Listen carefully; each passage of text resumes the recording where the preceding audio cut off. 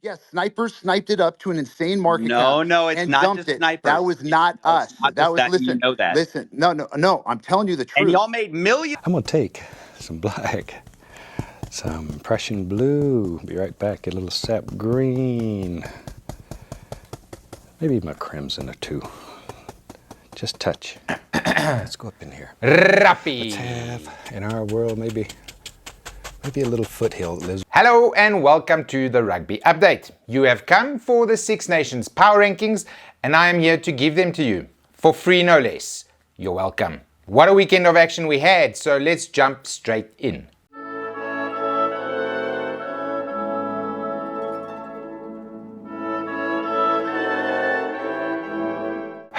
Couldn't be anyone else really.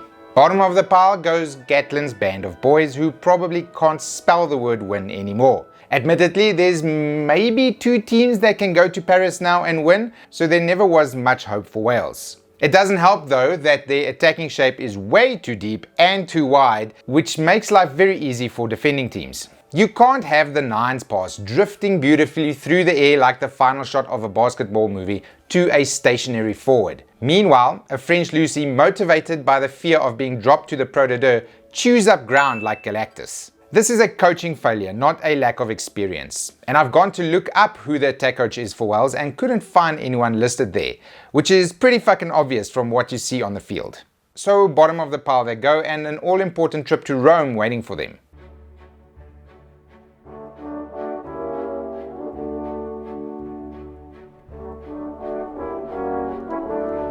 Morrow is the New England captain. Probably he took over from Jamie George because Jamie George might not make the next World Cup, at least as a starter, and also because Morrow looks extremely cool. Cooler than me at least. There is a problem with the voices though. He's got obvious crunk issues where he's got a little red guy and a little white guy on his shoulders, and they are telling him to either shake the opponent's hand and walk away or vigorously stamp on their much smaller feet. I think he's listening to the guy in red a little too often. I am not saying he should play super clean. Push the limits. Get penalties for putting your hands in the ruck or maybe charging the nine a little too early. Not for shoving the opposing jumpers when you're the only tall guy in the entire line out on your side. People will see you. It's dumb.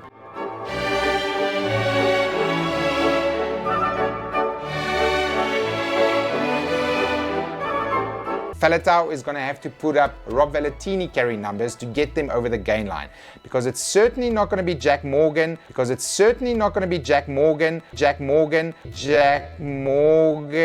Okay, I got that one wrong. As pointed out by EK Rugby, Jack Morgan moved the ball forward like a train on the weekend, averaging 8 meters per carry, the most of anybody. His total meters are up there with wingers, fullbacks and centers who scored hat-tricks. It's insane.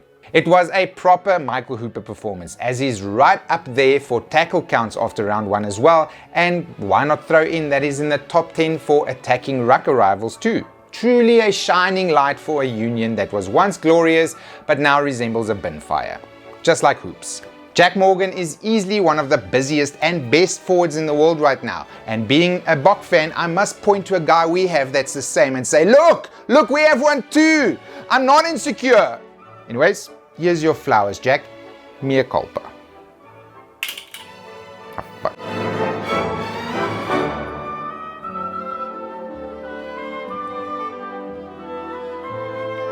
Tom Curry is 26. He's been playing open side flanker at an international level since he was 18 years and 360 days old. He is a brilliant defender and a menace at the ruck on both the attacking and defensive side of the ball. He got 3 turnovers on the weekend, the most of anybody, and together with his brother Ben and the other Ben, they did exactly what they were supposed to do to the Irish attack: stop it at the breakdown.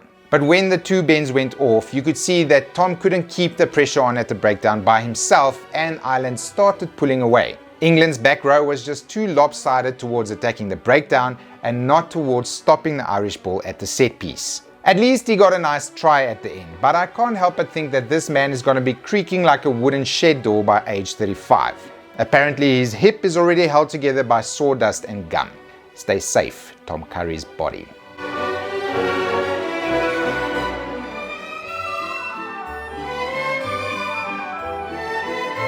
They were good, weren't they? doing exactly what you would expect against a side that is way below the level that they currently are.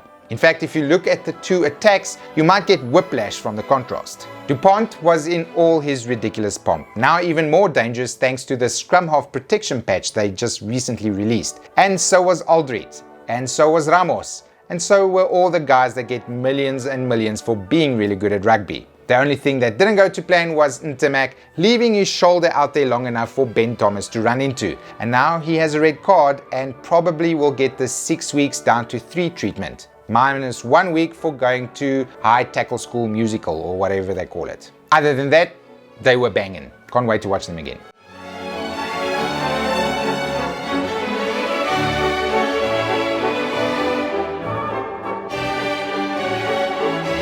Who would have thought if you had a pack with Byrne and Ryan and Baird and Doris would be better in the line-out than Itoje and Tom Curry maybe? Not this guy.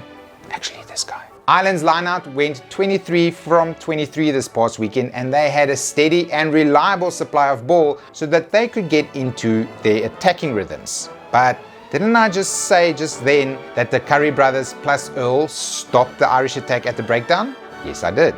The only thing is, I think it might be a little less taxing on your defense to jump 23 times in a line-out instead of trying to hit 90 rucks and disrupt them. Just a little less taxing. I will be very curious to see if Ireland's next opponent just seeds the line-out like England did, or if they'll compete. And then I want to see what the knock-on effect is to the Irish attack. Rugby is so nerdy, I love it. Theory crafting and looking at the knock-on effects, it's all fucking brilliant, man. Oh, and the games. The action starts this weekend with Italy hosting Wales in Rome, an all-important game for the wooden spoon. Italy's goal will be to hang on to the ball more and to get out of their territory more. Wales's goal would be just to be better everywhere. Le Crunch will be next with England hosting France at Twickenham Alliance. Twickenham. France won't have to change much of their game plan because it's never really tailored towards an opponent. It's more like, we do this, you stop us. And England will try, but will it be for 60 minutes or 80 minutes this time?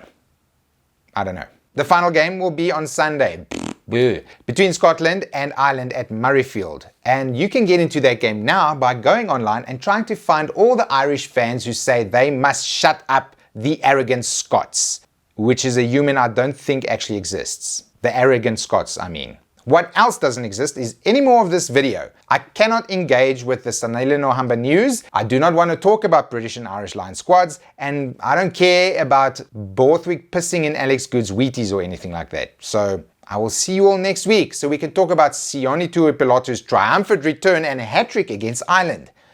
That was amazing. Bye.